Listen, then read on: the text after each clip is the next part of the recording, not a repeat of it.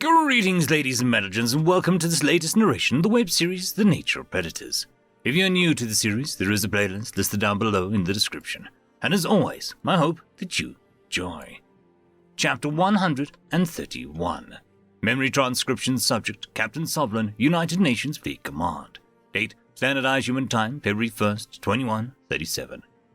Tyler Cortana solved our logistical issue, with a plan to show Hunter around Earth. He invited us to lodge at his apartment in Columbus. The blonde officer was slated to handle some interrogations of the archive's personnel during the days, but otherwise was free for shore leave like the rest of us. Oddly, Marcel's friend was non-specific about the specifics of those questioning sessions. Yet again, I got the impression there was something I didn't know about the people taken from the base. Tyler only stated that it was better the less I was made aware of. If the humans were torturing fossil staff, I couldn't blame them for succumbing to fury. Earth couldn't afford negative public relations now, though, from what I've heard. Rumbling reaching my ears as we departed Monahan's ship that the United Nations was planning on a massive diplomatic convention. Vendel Prime was especially shaken by the news that the Federation had performed drastic alterations on them, and the issue had taken front and center in their election. I wondered if these discoveries would be what toppled the Colchian fossil conspiracy for good. The fossil won't be around on the galactic stage anymore regardless. They're banished to their homeworld for the foreseeable future, the duration of the war at the minimum. After a rough night's sleep on a water mattress, I awoke to the sound of a slamming fridge door.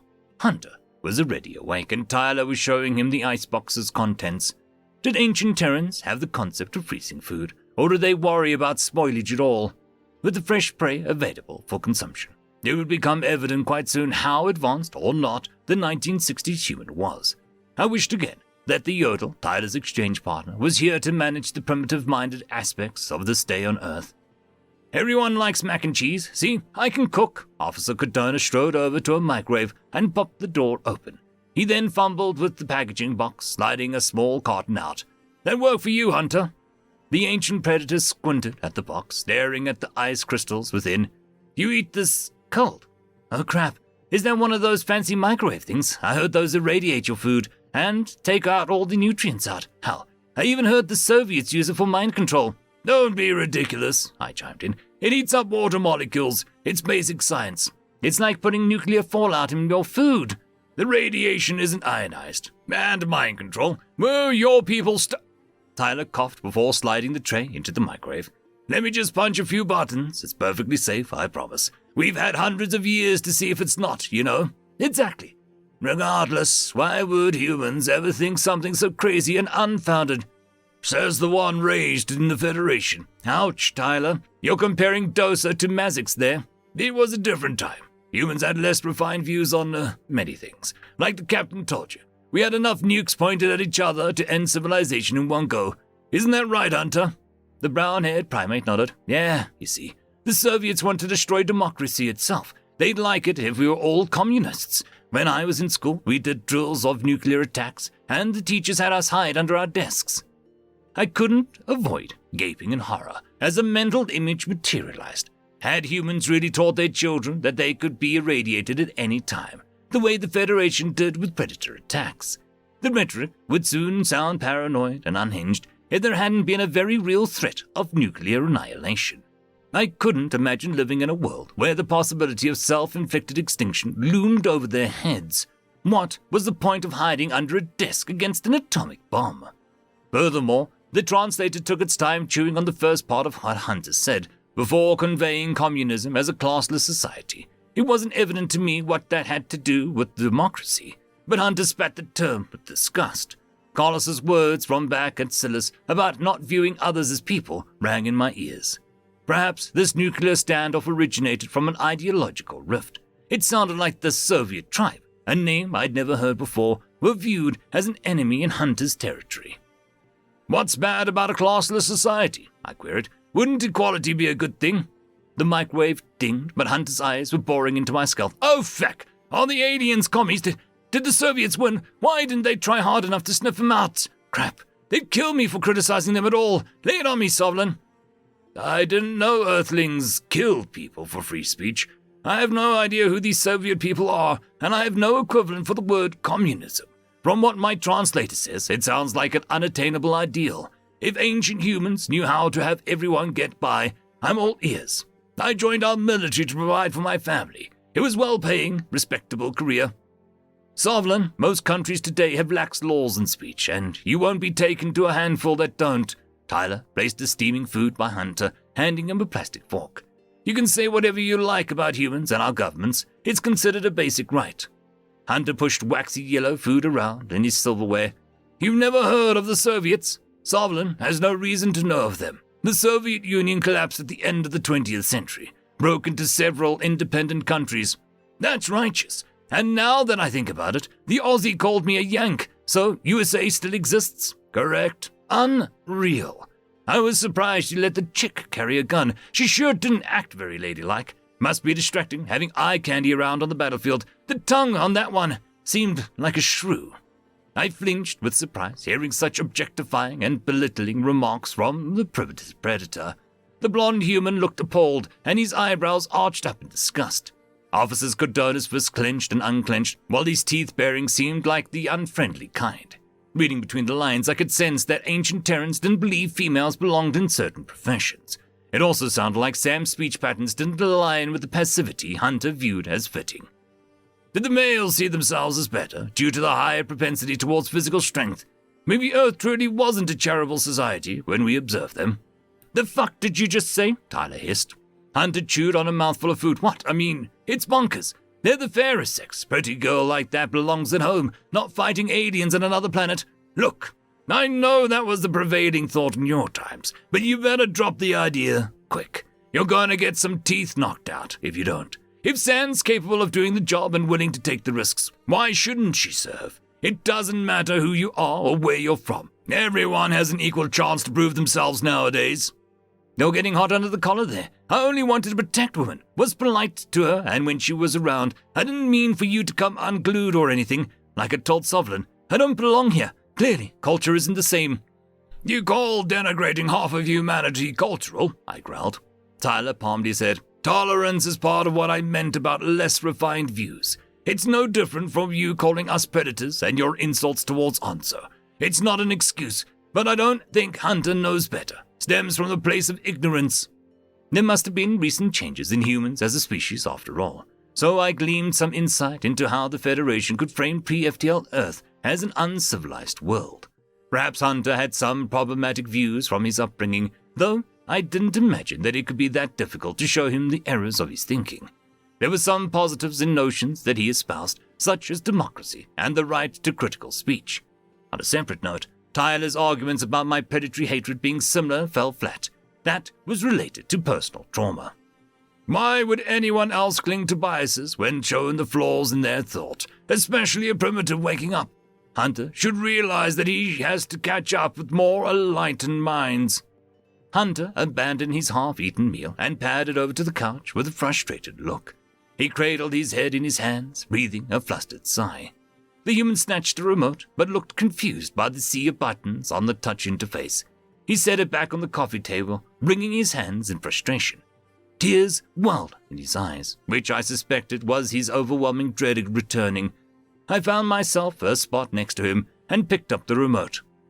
I'm not going to make it a day here, Hunter groaned. My opinions seem to be an issue.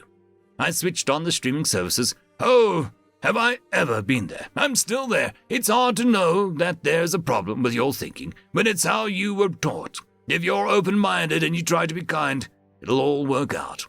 Tyler thinks I'm ignorant. Let's drop the subject and revisit how societal norms have changed later. Why don't you tell me about what you were studying in school? I was getting an economics degree. First person in my family to go to college. Didn't want to work on the farm forever. Studying the markets and managing finances, the ebb and flow of the entire system. I enjoyed it. Your turn. Why did you wind up joining humanity's cause after your planet's fall? I did terrible things fighting against Earth because I hated predators and wanted you to suffer. I turned myself in when I realized that you were genuine people. What terrible things did you do? Like, Hitler stuff? Like, who? Wait, I heard that name when the Koth abomination was talking about the Arxal's prophet. A ruthless, murderous despot, Sovlin, a name spoken with disgust on Earth to this day, Tyler chimed in. Both of you shouldn't ask about topics that'll cause only anguish. Hunter narrowed his eyes. Was Sovlin actually like that? No, he tortured a POW. I'm not making excuses for him, but Marcel, the victim, agrees that Sovlin has suffered immensely for his acts and wants him forgiven. Wow. Honestly, knowing his background, I was expecting something a lot worse. Next question. What are those rectangular graphics you're cycling through on the TV? I glanced down at my paw, realizing that I was skimming through the Humans Media Collection on autopilot. The fact that Hunter glossed right over my crimes made me wonder what the metrics for evil were back in his times. From what Tyler said in past comparisons to Oxel figures, it stood to reason that Earth was once home to predators of unfathomable cruelty. Most Terrans possessed even-keeled dispositions and were emotional creatures, but the savage outliers could gain power then. Laws and morals weren't as stringent on societal scale, or so I was beginning to gather. This is a streaming service. That's where that video stream phrase comes from earlier. It has a collection of movies and shows that you browse, I explained. Hunter's eyes widened. And you can watch any of them. There's hundreds of them. Thousands, more like. Every film known to man is on one subscription service or another. Tyler moseyed over from the kitchen, gnawing on a breakfast bar. He'd plopped himself into a reclining chair. Stop and start it at your leisure. Binge watch an entire TV season if you want. No ads on the full tiers. Cable hasn't existed for over 50 years. That's unreal. You have unlimited constant entertainment. The pictures on those, movie reels look so clear too. We had 3 TV channels, and you watched whatever was on. Prime time was just switched fully to color this year. What was this year for me? Are you saying your television wasn't in color? I asked in bewilderment. How do you have visual show without using any colors? Was it just an audio show, like a podcast? Oh, a what? Is podcast like radio? Tyler jumped in. Yes, but it's accessed by episode at leisure. And Sovlin, TV in its early days was in black and white, monochrome, if you know that word. I see, I breathed. I never heard of such primitive visual medium. Well, why don't we pick out a movie? You just passed Satellite Wars with Manny Griffith. I love that movie. We can give you a Hunter a history crash course. Mimicking a human shrug, I clicked the title Tyler mentioned. Studio introduction gave way to a burning fire before the camera panned up to a missile slamming into power station smokestacks. Screams were echoing through the air as panicked actors ran across the screen. The camera cut to the predator that I vaguely recognized from the Escape from the Cradle promos, who had a panicked look on his binocular eyes. Dirt and grime was smeared across his oily skin. Holy shit! Why would they show what's basically a raid in such vivid detail? You can see the missiles hit. The lead actor, likely Manny Griffin, was helping a half-conscious human limp along. Orange light detonated behind him, and the 2 primates went flying. The camera dropped to the ground, turning blurry as a ringing sound echoed through the speakers. My spines were bristling from the intensity of the scene. The fog cleared from the lens, showing Terran hands fumbling to get up. The shot followed Manny, who was calling out the missing comrade's name. The human's eyes white suddenly became glaring.